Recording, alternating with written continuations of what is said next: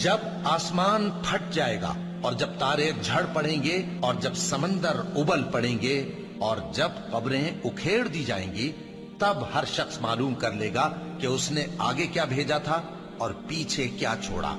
اے انسان، تجھ کو اپنے رب کریم کے بارے میں کس چیز نے دھوکہ دیا؟ وہی تو ہے جس نے تجھے بنایا، پھر تیرے اعضاء کو درست کیا اور تیری قامت کو معتدل رکھا، جس صورت میں چاہا تجھے جوڑ دیا۔ مگر افسوس تم لوگ جزا کو جھٹلاتے ہو، حالانکہ تم پر نگہبان مقرر ہیں، یعنی معزز کاتبین۔